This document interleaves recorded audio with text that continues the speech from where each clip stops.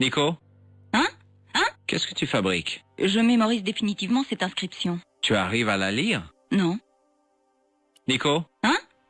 Pourquoi diable étudier cette inscription si elle est illisible? Parce qu'elle peut avoir son importance. Une piste pour ce qu'on cherche, je ne sais pas. Peut-être que je trouverai quelqu'un à Stirling pour la traduire. Mais on n'a pas de temps à perdre à chercher un linguiste. Moi, au moins, j'essaie de faire avancer les choses. Nico? Hein? L'inscription est en quelle langue? C'est toi le spécialiste des langues. À toi de voir. On dirait du scandinave. Une version antique peut-être. Ça pourrait être un langage codé. Je ne pense pas. Du scandinave codé.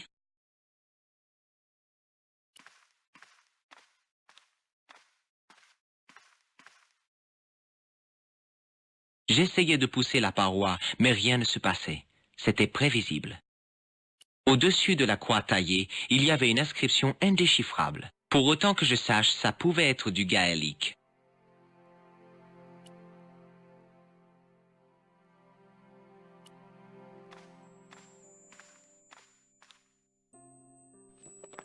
Je farfouillais les décombres et trouvais une vieille pipe en terre avec la queue cassée. Sous une pierre, je trouvais une pièce de métal oxydé par le temps. C'était couvert de boue, mais c'était un petit rouage avec son axe. Avec fébrilité, je sentais quelque chose entre mes doigts. C'était petit, dur et noir, quelque chose que je ne m'attendais pas à trouver ici. C'était un bouchon de stylo. Je ne trouvais rien.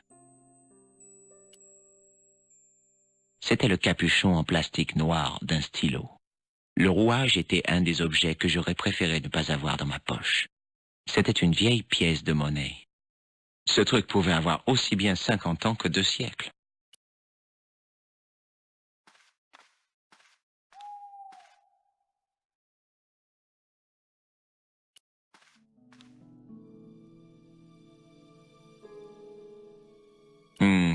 Peut-être pas. Non.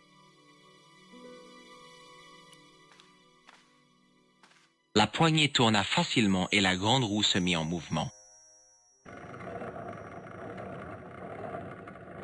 Bon sang, la poignée m'était restée dans la main. C'était la clé pour remonter le mécanisme de la tour de l'église. Il y avait des crans à sa base.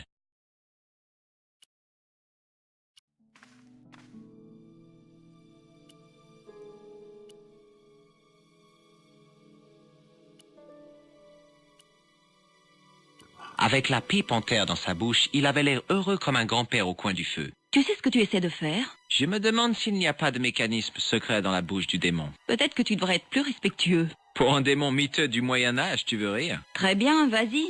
Affronte une puissance que tu ne peux pas comprendre. Déchaîne la colère du démon et brûle en enfer. Cela m'est parfaitement égal.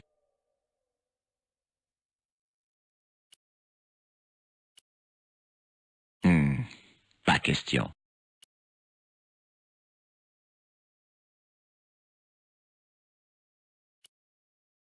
Parfois, de simples gestes entraînaient les réactions les plus extrêmes. C'est ce que me fit la transformation du démon en clown.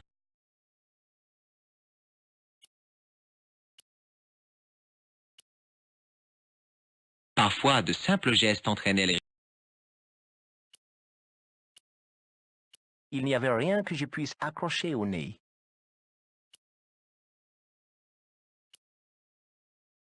Ce n'était pas le bon trou pour ce rouage.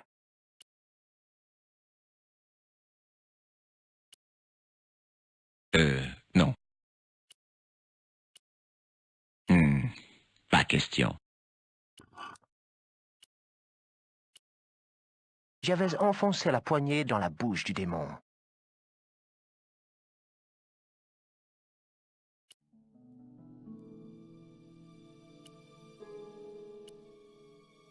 Le rouage glissa habilement dans l'orbite.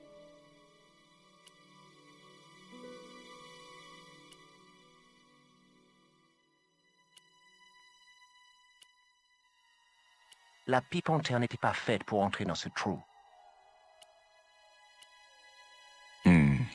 Pas question. Pas question. Non.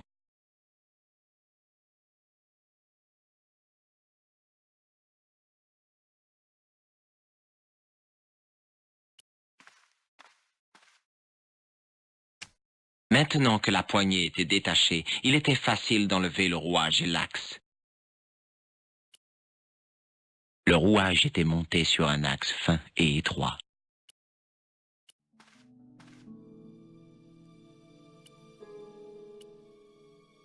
Dans un crissement de métal sur la roche, je plaçai le second œil dans l'orbite. Les rouages s'enclenchaient parfaitement.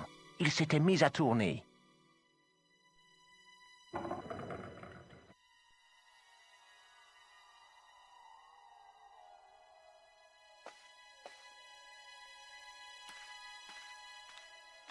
Dès que je vis les torches vacillantes, je réalisai que ces faux templiers nous avaient devancés. Mais où étaient-ils maintenant? Et pourquoi était-ce si calme?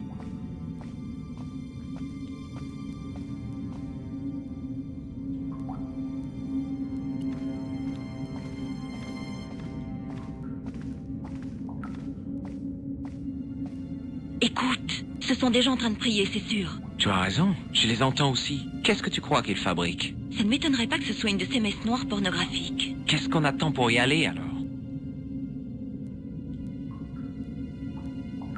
Mais regarde-moi ça, Baphomet. Lobino avait raison, cet endroit est plus ancien encore que les Templiers. Tout ça, c'est Baphomet. Enfin la vérité. Les Templiers n'avaient jamais adoré une idole, pas plus qu'un arc-en-ciel. Mais ils voyaient en l'arc-en-ciel le symbole d'un lien avec Dieu qui leur indiquerait le chemin. Rousseau. Quel double jeu. Traître. Au contraire, l'inspecteur Rousseau est un modèle d'obéissance. Qualité importante chez un Templier. Maintenant taisez-vous et regardez si vous voulez rester en vie. Frères Templiers, nous sommes réunis ici pour assister à la refonte de l'épée qui fut brisée, ici, devant la sentinelle de Dieu, Baphomet, grand maître et chevalier de Baphomet. Nous vous saluons et vous jurons obéissance. Je vous salue, gardien de la voûte du temple. Cela fait 7 siècles que notre plus grande arme, l'épée de Baphomet, nous fut ravie. Maintenant, nous allons la reforger et la brandir face à nos nouveaux ennemis. Nous devons mener le peuple vers un nouvel ordre dans lequel les frontières seront abolies. Tout sera unifié sous la croix rouge des Templiers.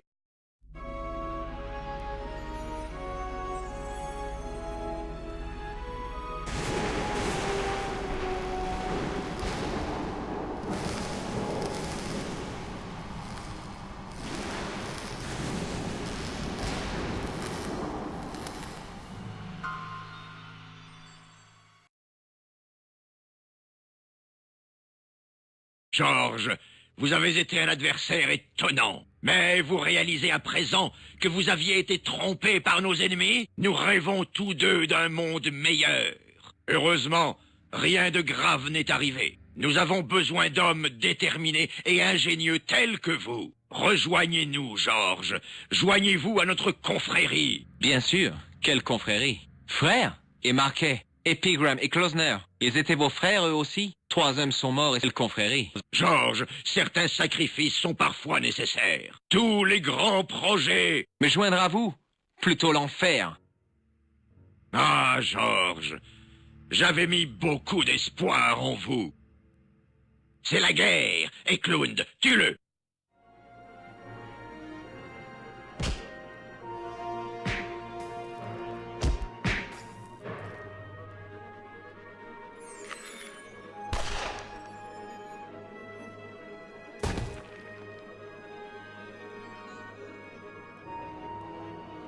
Je le jure. Je voulais que tout se passe bien.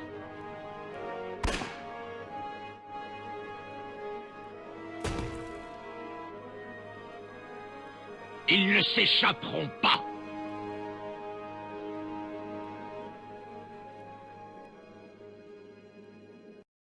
Bene, bene.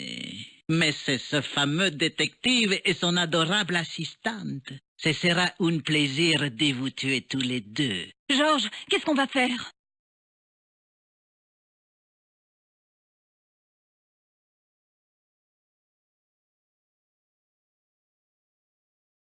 Allez! Qu'est-ce que tu suggères? Eh bien, cet endroit est bourré d'explosifs.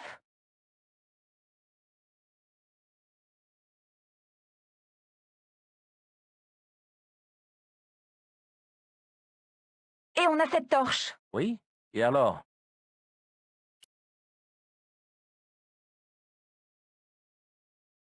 Allez, Nico, on se sauve. Idiot! Vous ne pouvez pas nous échapper! Guido, arrête-les! Maître, la poudre! Cette poudre date de la guerre civile, abruti! Elle a plus de 300 ans. Comment veux-tu qu'elle explose? Je pensais qu'on était cuit, mais Nico avait encore un tour dans sa manche. Ou plutôt dans son sac, pour être exact. Un sac à main rempli d'explosifs. Peut-être, mais ce truc est flambant neuf.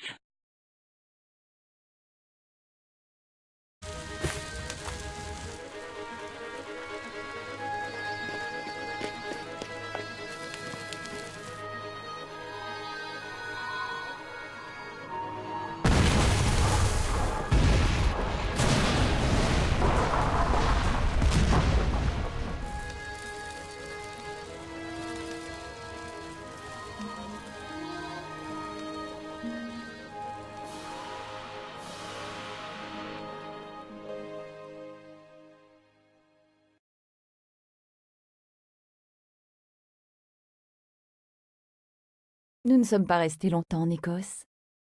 George avait des vacances à rattraper et j'avais un article à écrire. Bien sûr, ce ne serait pas la véritable histoire, mais il y aurait assez de contenu pour en faire une page et payer mon loyer du mois.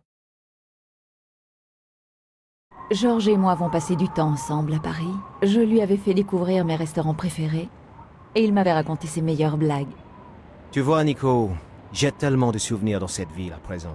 Les cafés, la musique. Les égouts, Ne m'en parle pas. Et le clown. les jongleurs. Oh, et aussi ton pote Lobino. Oui, ce cher André.